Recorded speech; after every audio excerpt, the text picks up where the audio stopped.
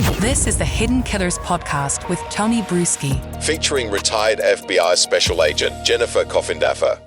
He's accused of being the murderer in the Delphi killings, and he is still in prison, not jail, in solitary confinement prison, to be exact. Richard Allen is who we're talking about, and last week, all of his world was set into high speed, like a big snow globe being shooken around as his attorneys withdrew from the case, and looks like mainly forced to withdraw from the case. But there has been some new developments in this over the last week. Here to discuss, Jennifer Coffindaffer, retired FBI special agent. I know there was a FOIA request that was out there just to kind of take a closer look at who is Richard Allen. A lot of us have been wondering what we've been getting thus far really doesn't paint the picture of someone who is out to go and murder two little girls in the middle of the woods. But, stranger things have happened. Now that we're a week in after the big withdrawal of the attorneys, which there's actually more news on that as well, what are your thoughts on where this is headed for Richard Allen? Well, right now, just the fact that he's sitting in this maximum security prison in solitary confinement without attorneys is certainly, at best, disconcerting, as well as the details regarding why that has happened. Mm-hmm. Two of his attorneys that are, Tony, they are very well respected in terms of being real bulldogs in Indiana. He didn't get some slouches. They were good. They put together that huge memo. I think they were really on their way to at least trying to put out some nuggets to show some concern, at least that could have been levied at a jury, right? To cause a possible concern as to whether they could convict. I don't know. But what I do know is this is putting this whole case now in arrears, I think at least a year more. Yeah, without a doubt. And with that being said, why are they not looking, or I know there has been a motion to possibly move him, but I don't know what, this just seems insane. Why not jump on that? The man has not been convicted of a crime yet.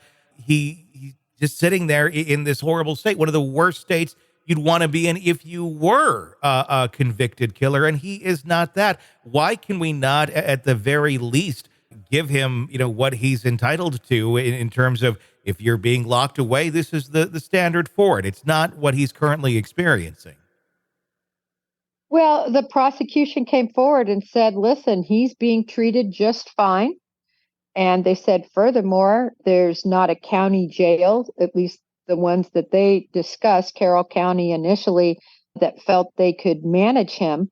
I just find the whole thing ridiculous, being very familiar with local jails and state penitentiaries. Mm-hmm. And there is no possible way that he could not be housed in one of the county jails in Indiana. It's ludicrous to say that. He just needs a cell. Yes, it's going to require a little bit more extra, but quite frankly, he has to be in solitary confinement by himself. They're doing a fine job with all of that with Brian Kohberger with no issues. So I take it's a real stretch.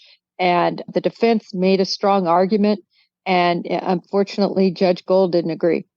Right now, I find the timing, and I'm not trying to go down conspiracy routes here, although this case is filled with them. The timing was quite odd for all of this to come down, of this photo leaked out of the office from a friend, and we're talking the defense here as well, which also didn't make a ton of sense. And the judge basically saying, no, there's been too much of this. Of course, the original Odinistic document also got leaked out when it wasn't under seal for those 2 hours. That's how we found out about all of that. And eventually, it seems like the judge said, look, you're not going to be able to represent him anymore. But we did hear earlier in the day, just recently actually, that there is a motion that has been filed, including a verified notice of continuing representation filed by Brad Rossi, one of the attorneys in this.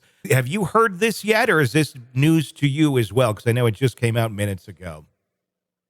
I actually did hear that was going to happen. Mm-hmm. I have not seen the motion, but I am totally not surprised from the standpoint.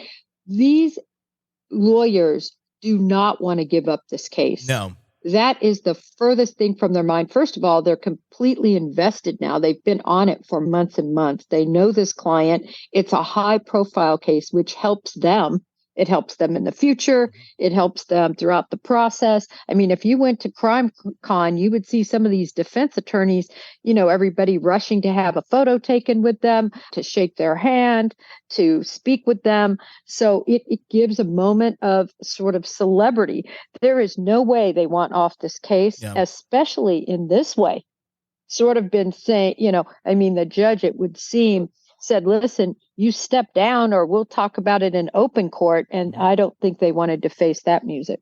I don't think they did. But at the same point, it's almost cruel and unusual to walk away from him at this moment in time, considering everything that they've brought to the table with all the Odinistic arguments. You're right. And to me, the real indication of how desperately this affects Richard Allen was his wife leaving that courtroom sobbing and in tears. That, if that's not an indication of what this meant to them as a family, if you will, and to, their perceived representation, good representation for him, I don't know what is. I don't either. I just hope that he gets fair representation. Not saying he's innocent or guilty, but what's going on there is not right in any stretch of the imagination. I agree with you, Tony. It's just not right. And I'm pretty darn conservative, law enforcement, but everything I see here is just stinks. Freedom of Information Act on his military records also released. What was found there to tell us more about the character of Richard Allen? Well, A, honorable discharge. B, nothing indicating any disciplinary action. Also, he was well on his way to the full retirement. They had all the points that he had amassed. I'm not, a military retiree or in that system, but they had a whole page of all the points he had amassed, and certainly no indication of any issue his whole life, really, until he decided to go on a trail and, viciously murder 13 and 14-year-old girls. While voluntarily saying, I was over there at the time. Right. Yeah. Actually calling an individual officer that he knew and letting him know, by the way, I know you're looking for information, because remember, at that time, they were pleading to the public. Come forward if you know anything. Come forward if you were there. Come forward if you saw anything. So he dutifully came forward. Now, some people will say, no, he's a mastermind. And he did that on purpose to, look innocent. I don't know. I think that's putting, I think, too many eggs in a bucket, assuming that he's a mastermind. And that happens so often. People, they're so smart. I just think he was a normal guy that was trying to help his community at that moment in time, and then somehow got wound into this, probably the phone call he will regret making for the rest of his life. Yeah, we need to hear those phone calls, Tony, because if he provides any sort of corroborative information, something that nobody else knew, which now everyone knows everything. They know about the sticks. They know about the F. They know about the positioning. Thank goodness that most people haven't seen the photos and of the clothing and of the bodies. But, geez, I don't know what else he can say to corroborate. In other words, to provide information to police that hasn't been released to the public. There's not much out there, but I'll be interested to hear what he says in those confessions. Very much so. Sick of the ads? We are too. Start listening with no commercials now and get access to all of our episodes in advance of everyone else. Become a True Crime Today Premium Plus subscriber on Apple Podcasts. Search True Crime Today Premium Plus on Apple Podcasts or go to our podcast page and sign up now. True Crime Today Premium Plus. Sign up now.